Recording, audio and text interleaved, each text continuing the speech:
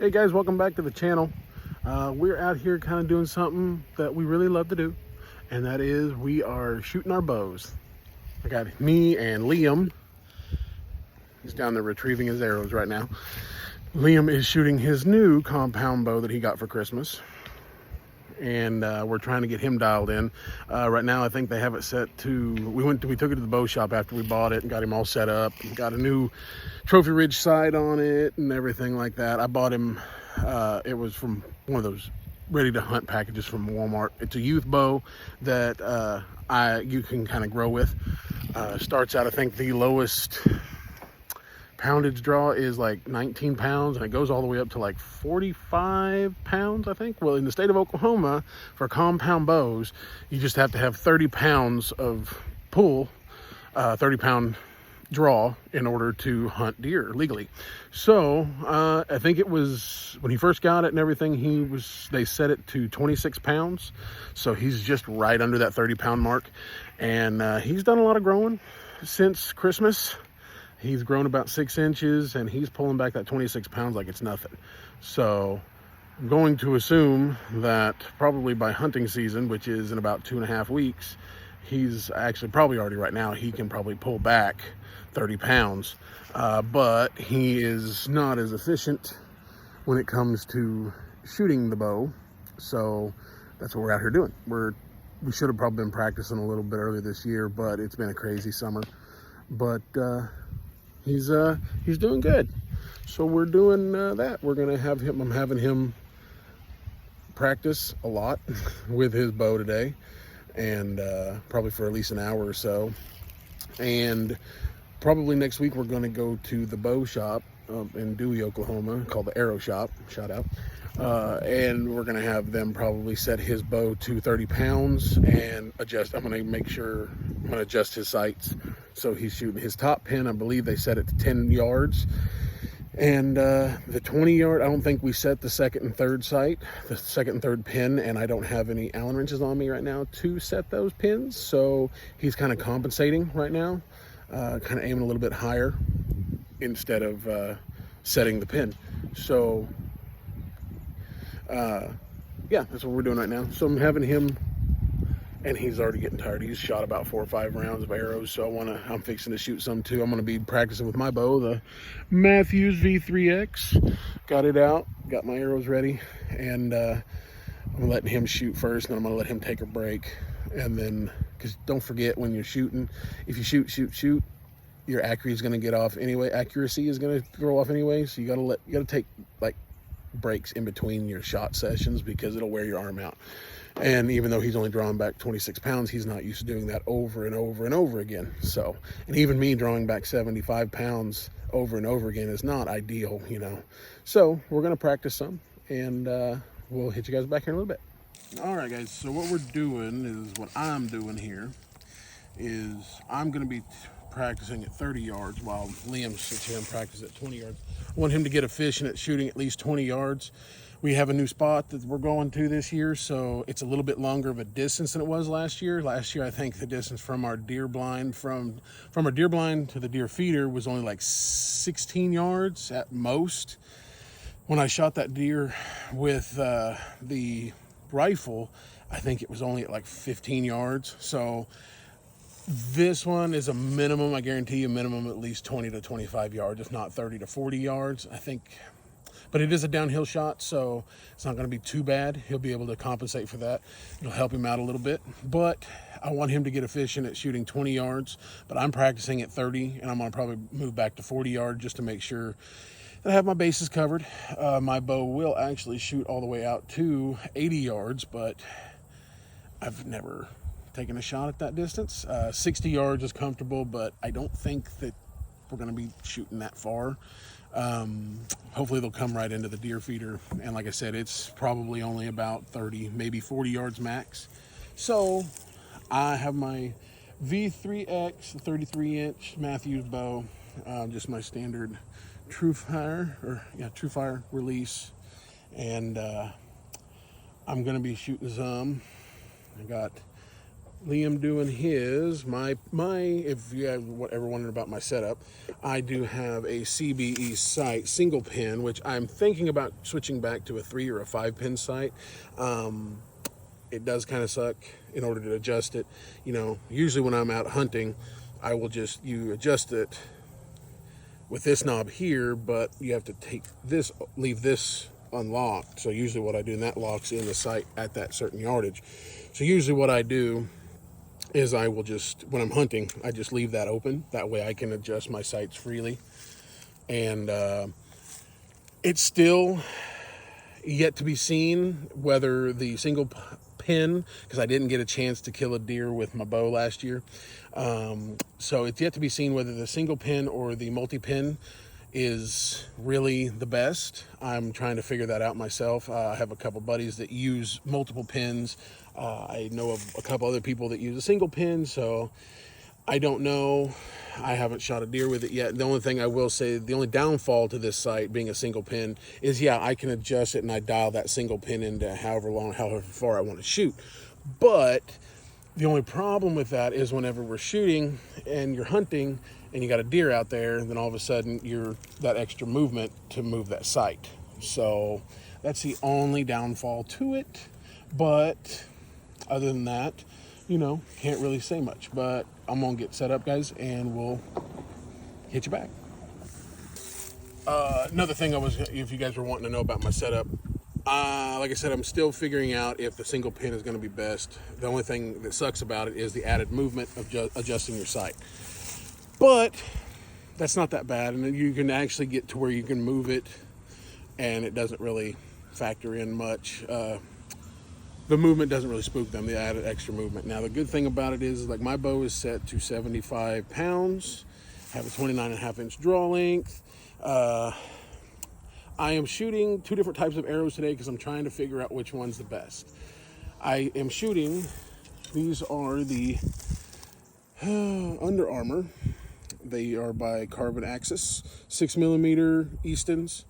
They're 340 spine. With this bow, you want to shoot at least a minimum, I think, of 320 spine. I think I have a 340, and I'm also shooting the Easton. These are Easton Hunter Gold Tips. These are also 340 spine.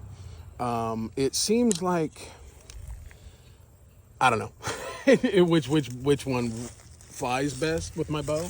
They're both about the same. A lot of people think, oh, if they're the same, you know, caliber spine, if they're 340 grain spine or 320 grain spine, they're gonna fire differently.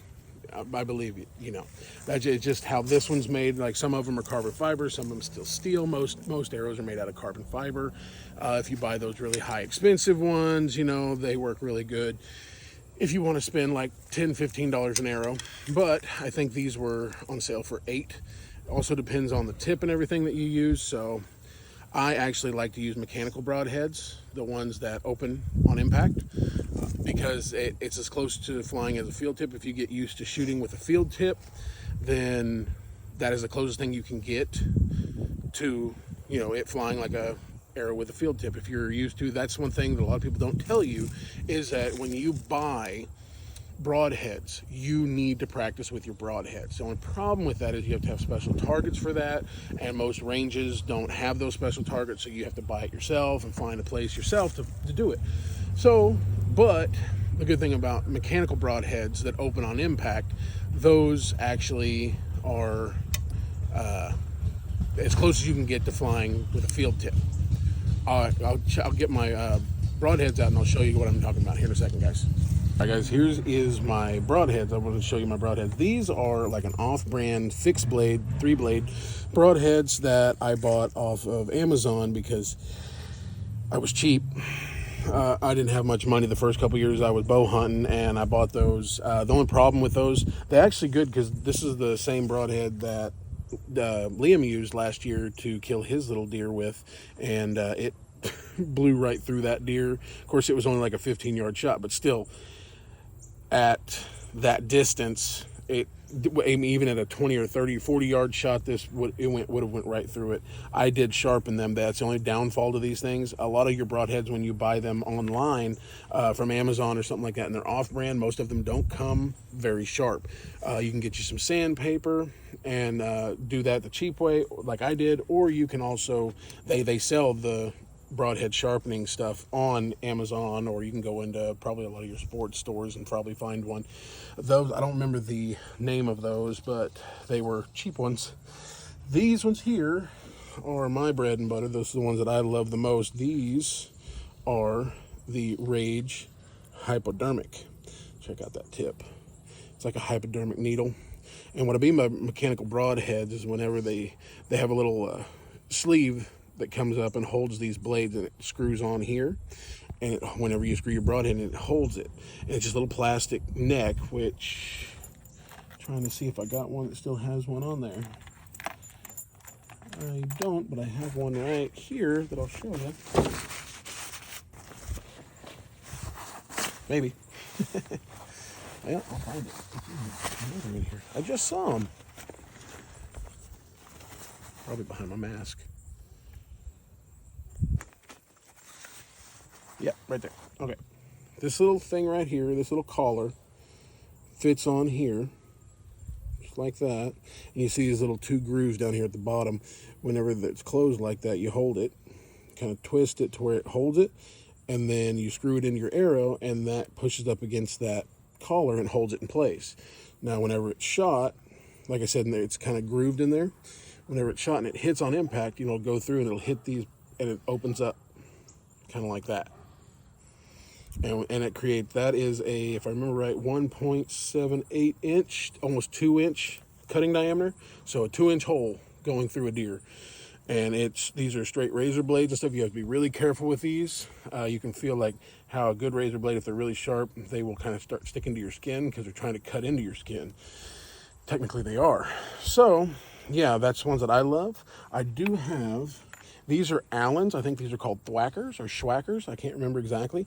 They are a 2 inch cutting diameter as well. And yeah, they have the little rings here that whenever they hit, they push those blades open up to 2 inches. And yeah, so, and then these are the ones that we were using for the crossbow, and I may try to use these are Muzzies. These are 100 grain Muzzies. These are fixed blade, 3-blade broadhead. These are not mechanical. These are awesome little broadheads. Now, they do have a little Allen wrenches and stuff like that. Like if these ever break, they sell replacement blades that you just take those out, screw them in, yada, yada, yada. But we use these, I was using these for the crossbow for Liam because he was used to shooting a fixed blade broadhead, and the arrows were used to flying with a fixed blade broadhead. But you can use mechanical blade. They do make them for crossbows. Now, the only thing about it is with the mechanical ones, you run the risk. A lot of your crossbows shoot faster than a compound bow, so you run the risk of it going too fast and not deploying fully.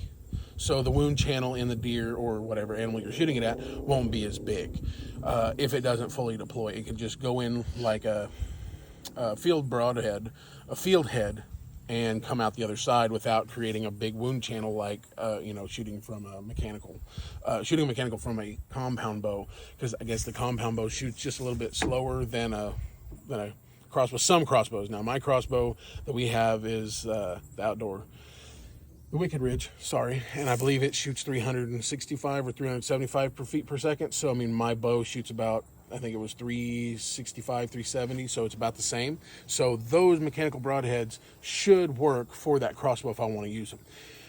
There are certain ones that I guess the centrifugal force and the energy from a crossbow is a little bit higher than a compound bow.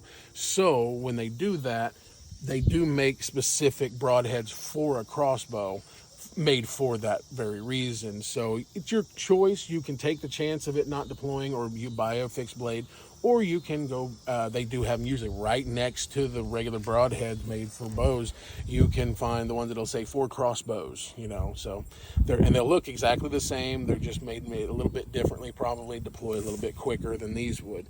So that's what I'm working with, and that's what I'm shooting Hopefully get to take down a good deer, because I hope to plan to put all 3 of these broadheads to the test this fall.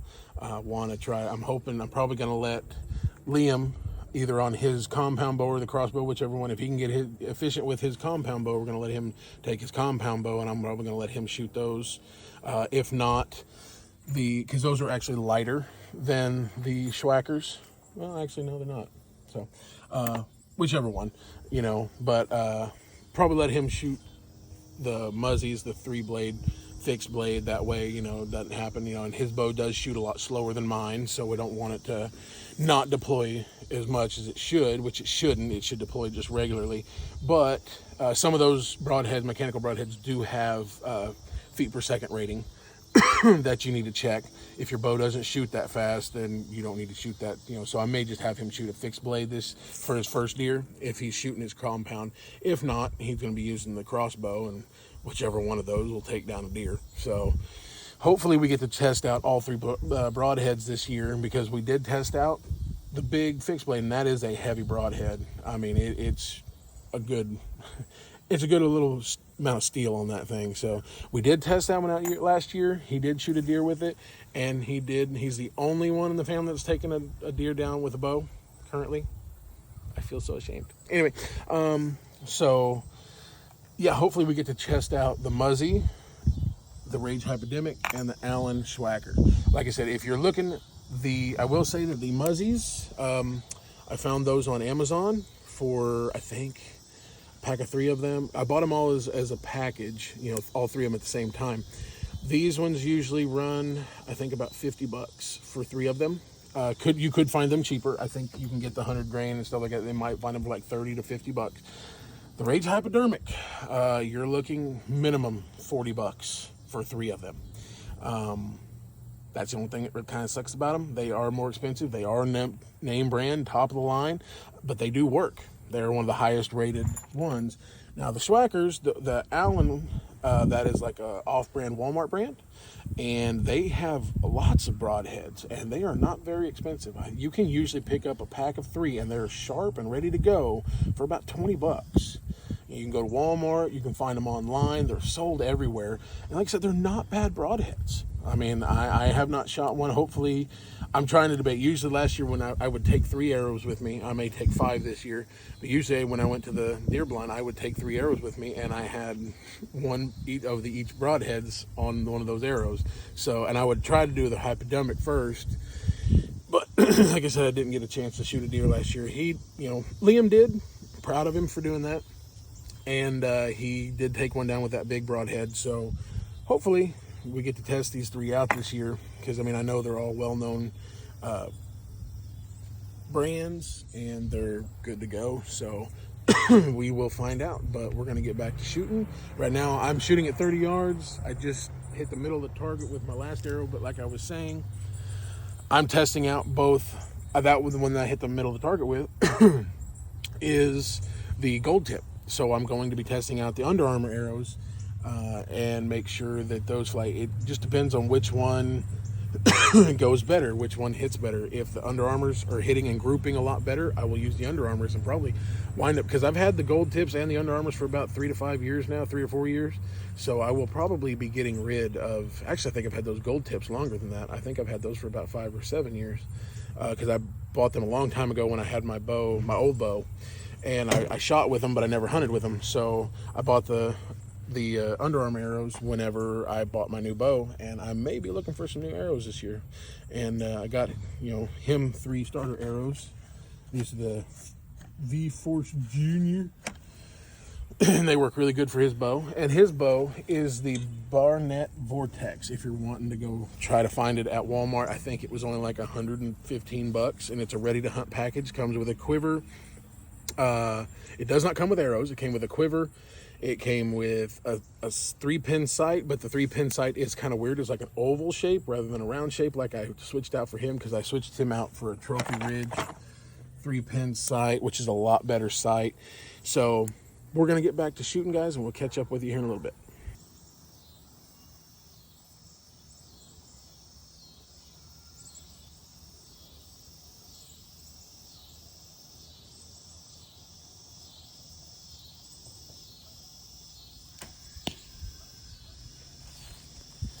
was good. Yeah, guys, got Liam set up here with his bow, taking a few shots. Said he's doing pretty good. Like I said, we're probably going to have to go to the bow shop and have them do pretty good. I mean, we'll have to have them up the poundage, the draw pounds to 30 probably,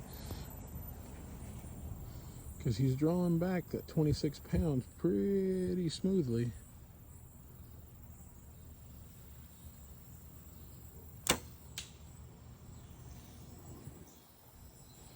You missed. It happens, dude.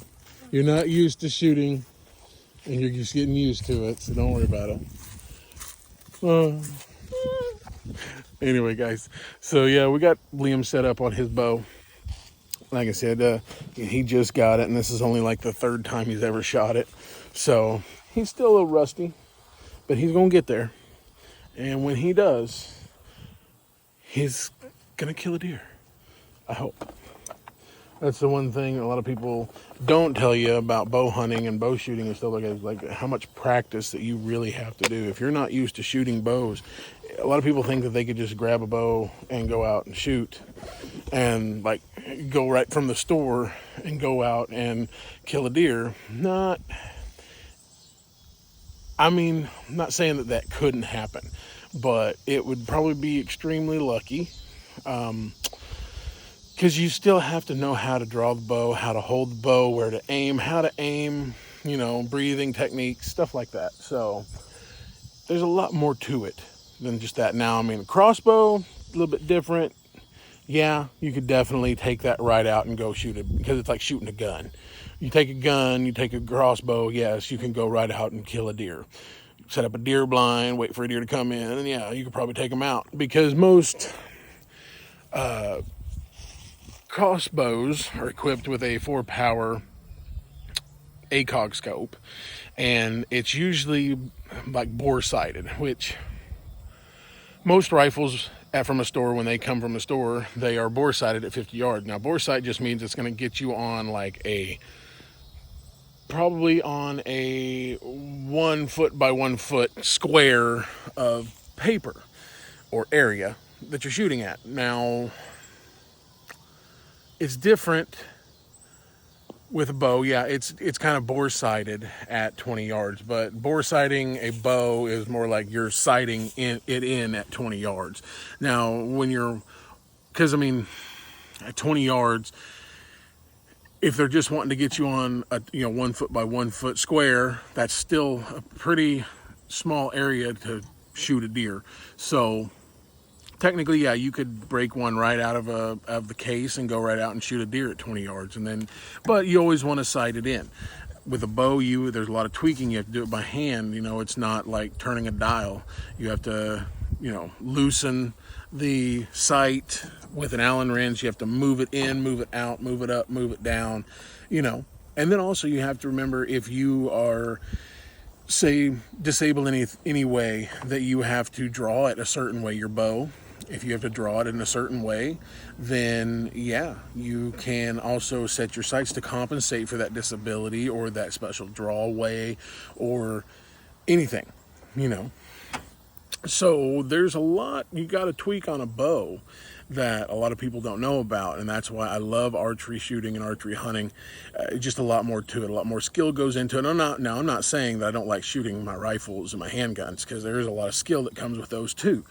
But I would say when it comes to hunting, I love archery hunting a lot more than I love gun hunting. Although I don't really care if it's with a gun or a bow. If that big old buck comes walking through there, I don't care what I'm taking it down with, as long as I take down that deer. Which last year we didn't get to take that down. The one time that we saw that big daddy buck come through there, he wound up seeing us and we spooked him out of there. Now this time we are farther away and the area is way more open, so we'll be able to see them. They won't be able to sneak up on us as easy, We're in the one clump of trees that's out there in that area where our deer feeder is, and we're going to see them probably coming, as long as, in the afternoon anyway, we'll see them coming for probably 10 or 15 minutes before we actually get to shoot. So that's what I really love about this new spot. Now, we do have some trail cam footage of mostly does right now. I haven't seen one buck on there yet, although the Moultrie app, the smart tags did say that it picked up a buck last night, but I don't think it's a buck. I think if it is, it's a really young buck, like a button buck, or going to be a spike, because I believe their horns are pretty much already grown. They're probably in full velvet right now, and then that velvet will be falling off by the middle of October. So there's a good chance we might see a buck or so, or a few of them still in velvet when it comes to bow season. So we're gonna continue to shoot here, and we're gonna catch you guys later. All right, guys, well, we're coming down to the end of our shooting here, and I put a challenge on Liam for his last 3 arrows at 20 yards. I switched the target, which has 5 or 6 different sides, to the deer vital area, and from 20 yards he did hit one right in the lungs, so that would have been a dead deer. I'm gonna give him a little bit of good news. This right here most likely would be the deer's neck, so there's a good chance he'd probably hit it in the jugular. That could be a dead deer also. I'd be lucky, but it would be a dead deer. And then he did miss one shot. But for shooting at 20 yards, and he hasn't shot since about Christmas time, that's actually doing pretty good. He is gonna have to hone in on his groupings a little bit, and but I think, you know, once we get out here, you have to get used to drawing, and he's been shooting for like the last hour or so I mean, his arms are probably getting pretty tired. So yeah, that's one thing. And then it's totally different when you're in a hunting situation too, as well. When you're in a hunting situation, the adrenaline gets up in you, and like you're 10 times stronger than you think you are. It's hilarious whenever you're deer hunting and stuff. So I'm gonna shoot my last 5 arrows and see if I can get it a good little grouping, and then we're gonna call it a day, guys. But stay tuned. All right, guys, so my last 5 arrows didn't do as badly as I thought. Technically, this one, I pushed that one. These 4, basically I have 4 dead deer, because this one here, even though it is below the heart, the funny thing about it is a lot of people don't know, from 30 to 40 yards, even 20 yards, when you shoot with a bow, the deer react usually, and they will drop. So there's a good chance that was a heart shot. Now on paper it's not, but I mean, all these shots in here, these are in the lungs. This one could be a heart or a lung shot. This one was a complete miss. So yeah, my grouping does need a little bit work, but I mean, you almost hit the bee. yeah, Yellow jacket. I mean, I did. These were my last. These are my first 2 arrows. This is my 3rd arrow, and these are my last 2. So all the grouping isn't too bad. These 2 grouping were within like a half an inch of each other. This one here, I was trying to aim for the heart rather than just middle lung, so just a hair high. It probably would have hit a little bit higher than that, but this one I was also aiming for the heart. So at 30 yards with, you know, barely any light left, I think I did decent for tonight. I do need to work on getting my groupings a little bit tighter, but it seems like both of these arrows are doing just fine. So I do like the Under Armour arrows just a hair better. So most likely by the end of this season, I'll probably be getting rid of the gold tips and keeping the Under Armour, if not getting new arrows. So that's going to be the video for today, guys. So if you guys want to know anything or have any questions, comments, put them in the comment section. Make sure you like and subscribe. If you have any questions, like I said, about hunting or bows or anything, I will answer them the best I can. If I don't know the answer, I will find you the answer. So stay tuned, guys, and we'll see you next time.